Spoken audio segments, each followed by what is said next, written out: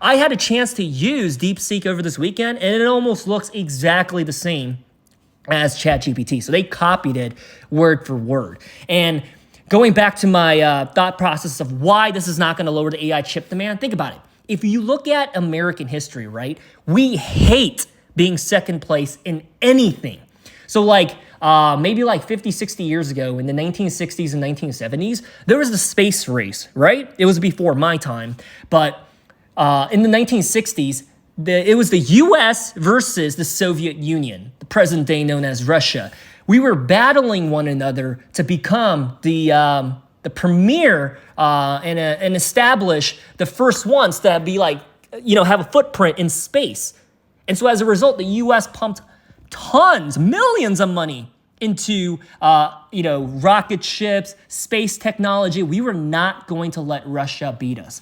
Likewise, when it comes to this AI movement that is literally breaking ground and changing and evolving by the day, do you really think the US, when we think about Trump and the tech giants like Tesla, Microsoft, NVDA, do you really think they're going to be like, okay, China beat us. We might as well just give up on the AI race and just let them take over. We're just going to be number 2.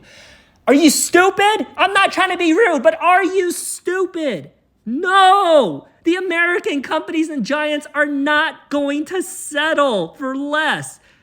I think if anything, China, DeepSeek, because they probably lit a fire under the buttholes of all of the AI pioneers in the US. We have to do better, because this is probably going to lead to another round of breakthrough technology. I am calling it right now. So as a result, just like how when the US and Russia viewed each other as threats in the space race, right now it's the US versus China in the AI race. Do you really think the US is going to pump the brakes and spend less money in manufacturing chips and trying to, develop new innovative technologies through the chips?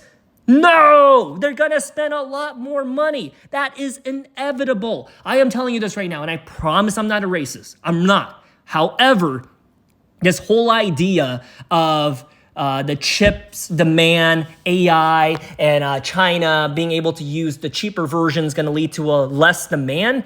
This is what it reminds me of. I promise I'm not a racist. Okay, hear me out. When I think about Eli Whitney and the cotton gin, right? This was a guy that did not like slavery. So as a result, he dedicated his craft to developing the cotton gin because his hope was that they were going to